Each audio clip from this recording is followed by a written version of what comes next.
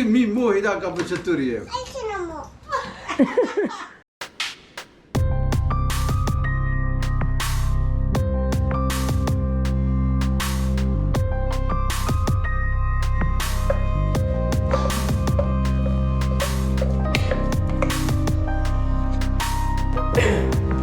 Good morning guys, welcome back to my channel.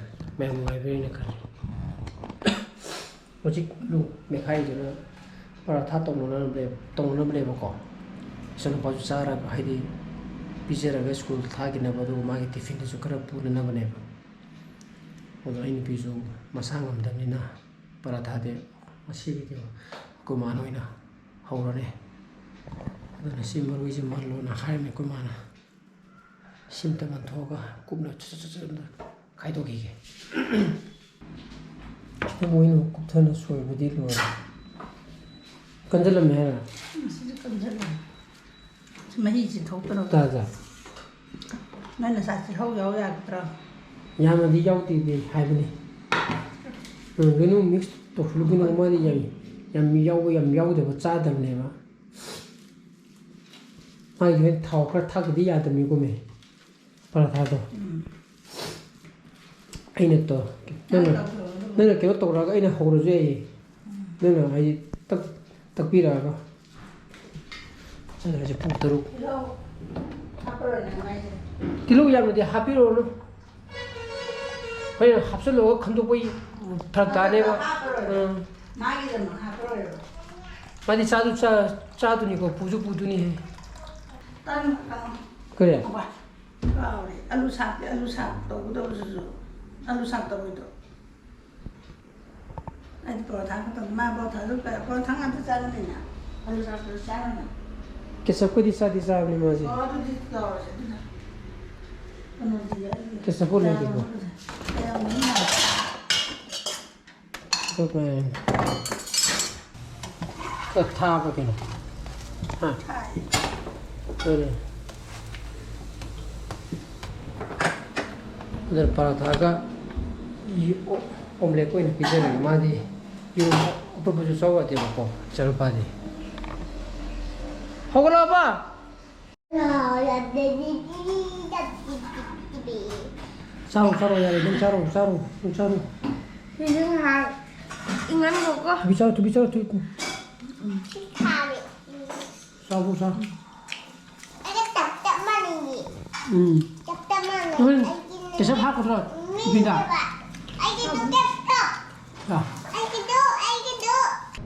진짜 딜람도네 봐서 딜람도네 아마 이제 따더라 아이네 내 손자 들어 해 봐가 저더니 능 딜람모 얘긴다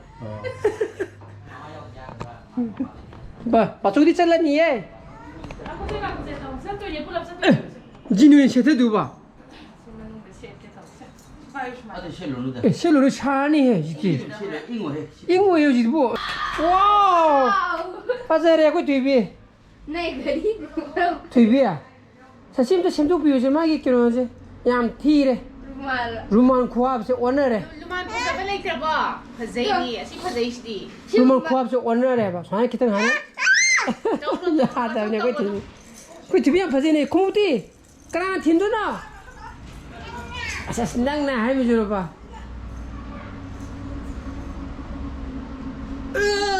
이제는 왜 거리 지는데 애고는 너무 이갑살래 동절로 사변 살래 얘 싫어 난 빠문이 그들어게 아이 어디 난 빠문이 얘도 시게 하브라 어디 시게 하브라 열어봐 가 와우 양 파제 시디 그 TV 프린세스 올라가 돌래 아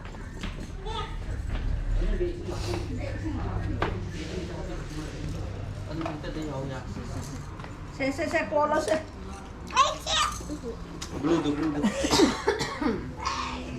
스쿠이 TV지디 마이 리본 쿠키지디 그리 쿠키나 두고 이번에 그나네 키리나 스마키 그다음에 사이 키브르네 마네 키지다가 없다 이예 피tambragi 봐 어때 뭐게 소나 기로 하가도 많이 남봐 참덕이. 찬드. 실례. 문은 먹게 문은. 신기하더니 가라. 문은 먹게. 그냥 하고. Bapak aku ngomong aja tuh nih. Ba ma ga cha tu ji de nang di. Nah, kena ngai tadi mau pandai, aku ngai tadi. Nah, terang. 부디 미모이다 까부쳤더리에요. 난 토로 부디에요. 능 들러모. 들럼 그.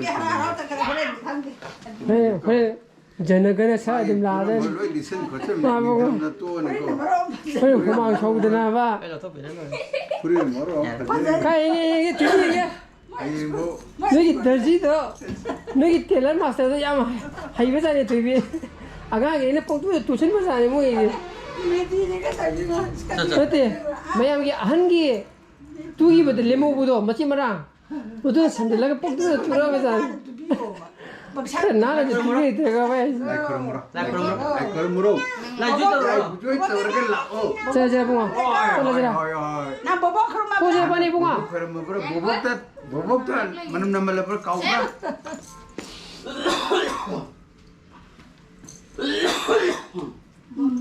그럼으로. 잘라 포즈 빨리 포즈 우리 타이거는 가리가 사베라 가가디 토부디야 미반 ngarangi tinbudo te mintrang ani school yo gone ba ya chano pa mathanda thong ha boga phame ajine durang ha ka thengdena tinjena adun ada te ma khai gumba da taw yo bona bo ya thil lage ba ko sina ai thil mo to le ne Thoibi je good girl Silo deh, kok. Aku guys, turbo hai aku bawa. say bye bye bye bye 자, 뽕아. 잘라지네, 거봐네. 까야 좀 지나. 너희 까이 들어 쳤지 이제. Okoda. 동원아. 이거 따라 필요한 건다 누가. 이거 따라 들어온 건다. 동원아. 아이다. 동원아. 아이 태가면 나오. 너희 람비더니. 너에게 람비더니 봐서 तुझे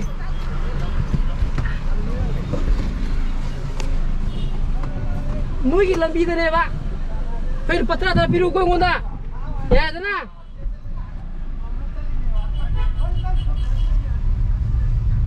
मादी करानो खंगदे 저 소반다. 다시 이게 넣어다기. 그래. 넣어다기. 잔담 되게 따바따고 봐 이거 또시네 가리 페링 투엔 가면 주로 봐 따나따고 볼까요 카우드 필요 봐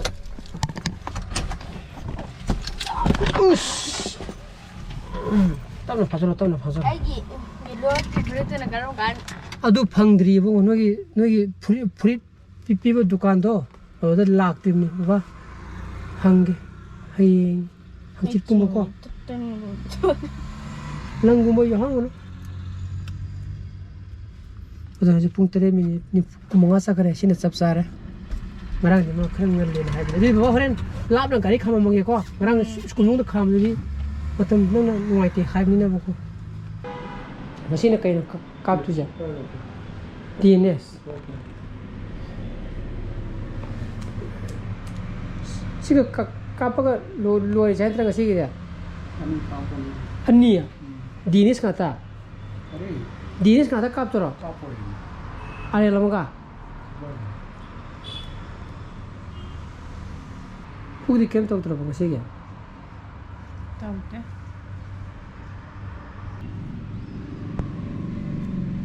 열어봐 다들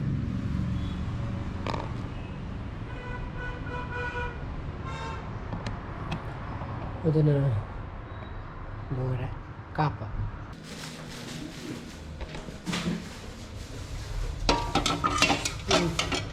시래게요 걸러게 트라우마 있다 그래 싹싹 더게 하와이 목소리 더게 보이게 하 Thoibi itu maco. Caca. Nang ngasih school sepenuh apa? Ay harake ba miss na. Titinggal sarap pura. Friend na kay koroke tiri na. Sana sila hak. Kaptra nang buk kaptra. Kaptra ni siya mo yan. Thoibi nang sa tộc chúng ta hay này chúng ta đang gặp đó trên đây là tầm gì vậy kay tinom dis kunda hayo na. chúng ta đang cấp tôi hay rồi Kappe ba? cái em cấp à Banyak. cái em cấp à Kamay tayo ba tôi cầm máy tôi à Hello. cho mình nạp rồi này nằm đối sát Ito tan. à cái phone tôi cái đó cái bà nên mình xem phone tôi cái tàu cái đó cái Aku nggak mau pun. à Nakada phone tayo wala wala na sa sangam dre na. cái đó bà Ado kay tinom tayo na.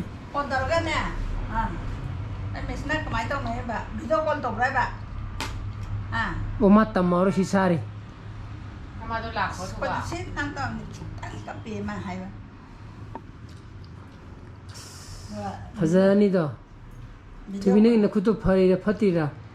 Itu jarang video call đó video call tổng ra anh tổng cái hay này đang có bao nhiêu tàu cái một cái mặt trăng đấy Sibo nang chumbuka thok sibo. Ma to sibo. Ha. Hey jaslo nang jaslo yar. Thoibi nang sanono ya so. Sa cha cho nó gần Misi yar chi lung pa ni je. lay bên này sa ba niya. Sasaro. Ngaki wani da ngang nãy thế à không có bà Sa ba niya ba? à bây giờ cái nang chak si ka saslo ni. Mau tadi. Saro. Hamo ka saw na. Saro. Ay pung mga tadore. Saro pang asidigi tuition thawai tare ko. Koi le kai da. Adara moi ni chaki to ba man rain ga.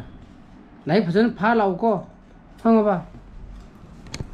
Matamang la kanu ko. Nabani hoi blog te na hangduni. Tevira ke korang Rolex. Rolex itu pitake.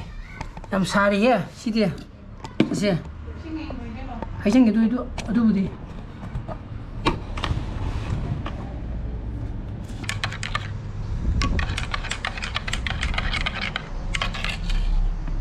Kau sari ya. Nang itu atau. Hai jelle kau kau sari.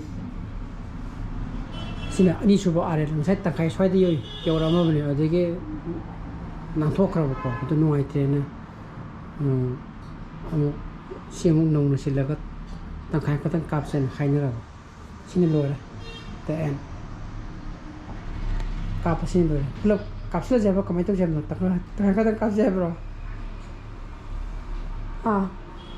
saya tak kaya mandi kap rena. Ada si tengah kan kap tu siapa tu peluk kap siapa? Ha? Boleh? Boleh sih nggak tahu minimum ada lagi. Ama saya tujuan tato kiki. Saro. Napa ni paying di cari kinu ko? Itu tu mungkin ke Chatle, tu mau apa? Singgam itu wai dah. Lewat, betul. Ai tahu ni macam cari macam tu, ai working wajib. Ai nak bayar, ai mau minta ni bah. Kan mana ni macam working. Cuma awak tak. Mungkin ada tu jelas sanggup ni tu. Macam punipan tak re? Ada. Nang kita tu. Ai gitu wajib. Macam Chatle, nang kita di sana. Chatle lepas apa? Campur pakai botol orang. nó không phải là cho chúng nó nữa Ada nama yang Ngasisu post di mata itu senjata lagi. Lagi post kalau betul kadi like tu biramu, share tu video, no videos, koi video subscribe tu biramu ko. Ngisi sana pasal video. So please be safe and be healthy. Bye bye. Good night. Ciao.